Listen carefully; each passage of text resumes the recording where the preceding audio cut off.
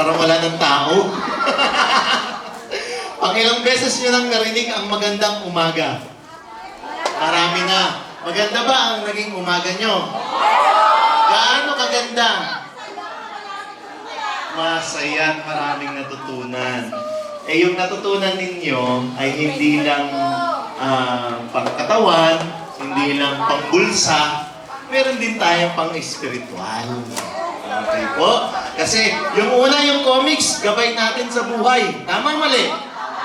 Pangalawa, yung Bank of Commerce, gabay natin sa pag-budget ng pera. Tama mali?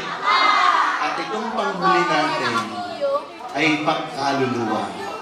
Gabay natin kung paano tayo magiging banal.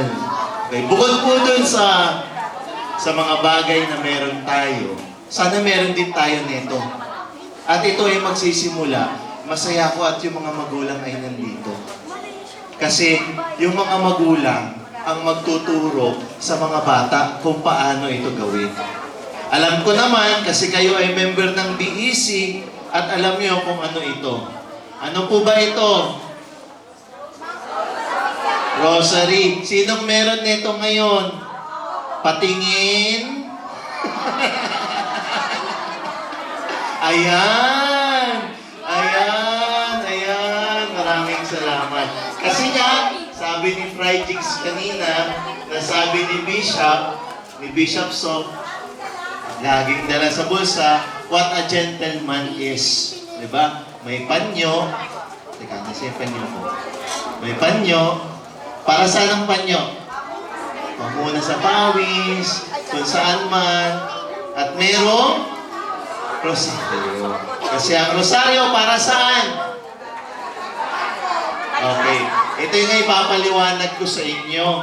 Simple lang. Huwag nating pahirapan ng sarili. Karamihan sa atin, ang rosaryo nakikita o dinadasal sa loob ng simbahan, kapag may nobina, kapag mayroong patay na dadasalan, di ba sa BEC? Kasi nga, isa to sa ginagamit ninyo. Ang rosaryo, tandaan nyo, pwede din dito pampakalma. Pampakalma. Bakit pampakalma? Pampawala ng stress. Bakit? Kasi, habang ikaw ay nagdadasal nito, simple lang yung iyong ginagawa mo. Ano lang yung ginagawa mo? Ilang dasal lang meron dito? Ama namin, Abaginoong Maria, Luwalhati, ano pa? O yung misteryo, yung sumasampalataya. Mga 6 na pirasong dasal lang.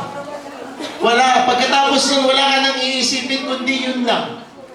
Di ba? Hanggang matapos mo ito. At doon yung kinakalma niya, yung iyong puso, yung iyong isip, at yung daloy ng iyong dugo. Di ba? Kasi kapag stress ka, marami kang iniisip, parang yung dugo mo, ang dami mong energy, punong-puno ka ng energy. Parang gusto mong maraming gawin, maraming isipin. Kailangan matapos ko ito, kailangan hindi na, hindi na natapos. Kulang ang isang araw, tama mali? Kaya minsan sabi ng iba, wala na akong oras para magdasal. Wala na akong oras para magsimba. Pero ang hinihingi lang naman, ang misa, 1 oras lang. Ang pagdasal ng rosaryo, ilan? Depende pa sa pacing mo. Kung nagmamadali ka, 10 minutes, tapos mo to. Kung talagang nagmamadali ka, 5 minutes, tapos mo to. Aray ko po. Pero 15 minutes, kaya mong tapusin ito. Ikano man naman yun sa 24 hours na meron ka. Di ba? Ang pagdadasal ng rosaryo ay isang bagay din para tayo ay mapagnilay sa isang buong araw nating ginawa. Sabi nga natin, di ba, sa rosaryo, tayo ay nagninilay. Ano ang pinagninilayan natin sa rosaryo? Kaninong buhay? Buhay ni Kristo at buhay din ni Maria. Sabi nga natin, kung gusto niyo mabasa yung gospel, yung 4 gospel sa Biblia, magrosaryo ka lang, tapos na. Kasi nandun na yung lahat. Yung 4 Gospels is all about Christ. Yung 4 na Ebanghelyong, Mark, Luke, Matthew, and John, lahat yun ay tungkol lang kay Kristo at kay Maria.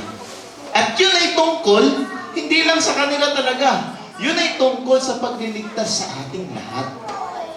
Yung buhay ng pagmamahal ng Diyos sa atin.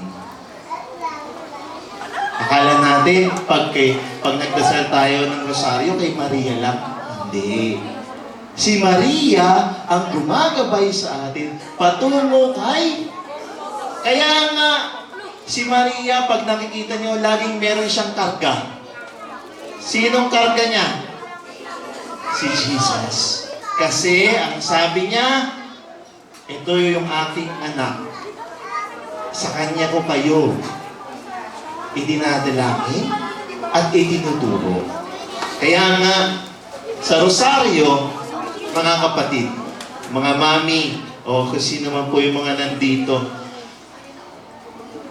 yung rosaryo ay isa ring pagnininay bukod sa buhay ni Kristo, buhay ni Maria, ito rin ay pagnininay tungkol sa buhay natin. Ano bang misteryo misteryo ang nasa rosaryo? Sige nga. Tuwa. Ano pa? Hapis. Ano pa? Luwalhati. At ano pa? Ayun daw, liwanag. Okay. O bakit ko nasabi na ito rin ay misteryo ng buhay natin o ng pagdinilay ng buhay natin? Tuwa. Sinong hindi masaya sa buhay niya? O naging masaya sa buhay niya? Hindi ka naging masaya, kuya, kawawa ka naman. Diyak lang. Sino hindi naging masaya? Sino? Di ba lahat tayo kahit paano, naramdaman natin yung sigla at tuwa ng ating buhay. Sa buhay, hindi rin naman nawawala yung hapis. Tama, mali? Sino walang pinagdadaanan? Daanan mo lang, matatapos din yan. Daanan mo lang, may karamay ka naman. Kahit si Kristo. Di ba? Doon sa hapis ng misteryo, nakikita natin yung hirap at sakit na kanyang dinanas. At ganun din, tayo minsan meron tayong ganun sa ating buhay. Hindi man masyadong madugo, na katulad ng nangyari kay Kristo, pero kuminsan talagang napakahirap. May pagsubok talaga. Pero, tandaan natin, pagsubok lang yan. Huwag mong tambayan. Kasi pag tinambayan mo, walang mangyayari. Ang dapat, meron tayong gawin. Pangatlo. Tama na ba? O, pangatlo. Sa buhay, meron tayong tinatawag na liwanag.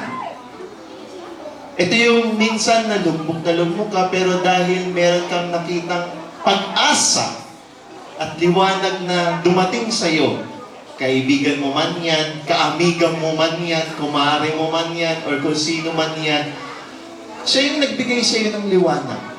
Siya yung nagpatanto sa'yo na, ay, mayroon pang pag-asa ang buhay ko. Diba? Ganun din. At panghuli, sinong hindi naka-experience ng tagumpay niya sa buhay, kahit na siya ay mayroong pinagdadaanan? Di ba lahat naman tayo? Ano mang estado mo sa buhay, mahirap ka man, mayaman ka man, meron tayong mga tagumpay. Simple man, malaki man, maliit man, o malaki man, tagumpay pa rin to ng ating buhay. Kaya nga, kung susumahin natin ang pagdadasal ng rosaryo, ay misteryo din ng ating buhay. Huwag po nating kakalimutan. Sabihin na natin na kung minsan nakakaligtaan natin, kung minsan nasasabi natin, ang boring naman yan. Pero huwag tayong parang masiraan ng loob. Ipagpatuloy natin. Kasi nga, nandito yung mga BEC leaders natin o yung mga BEC, sila yung isang magpapalago pa ng ating spiritual na pamumuhay. Kaya nga, sa buhay, Tatlong bagay lang siguro bago matapos or bago kami ibigay kung ano man yung meron kami para sa inyo. Siyempre, sino bang nakakapagdasal na ng rosaryo dito? Yan. Yan, very good. Very good. Yan, okay, maraming salamat. Okay? Tatlong bagay. Una, sa pagdarasal ng rosaryo, huwag po natin kalimutan yung salitang papuri. Papuri dahil sa biyayang ibinibigay ng Diyos sa kanyang kapangyarihan kaya tayo meron. Pinapupurihan natin ang Diyos sapagkat siya yung may gawa ng lahat. Na ang lahat ng bagay dito na tinatamasa natin ay galing sa Kanya. Kaya natin siya pinapupurihan. Pangalawa, pasasalamat. Huwag natin kalimutan na magpasalamat. Kasi ang taong hindi marunong magpasalamat ay isang taong hindi rin marunong magbigay. Kasi kung ikaw ay marunong magpasalamat, madali para sa iyo ang magbigay. Huwag tayong makalimot. Maliit man yan, malaki man yung tinanggap natin. Magpasalamat tayo. Kung minsan mahirap magpasalamat dahil walang-wala ka talaga. Na feeling mo na na-abandon na ka. Na feeling mo na pinabayaan ka na. Pero tandaan mo, sa parte ng buhay na yon, ng iyong buhay, meron ka pa rin dapat ipagpasalamat. At panghuli, yung dasal o yung rosaryo na mayroong mapagkumbaba.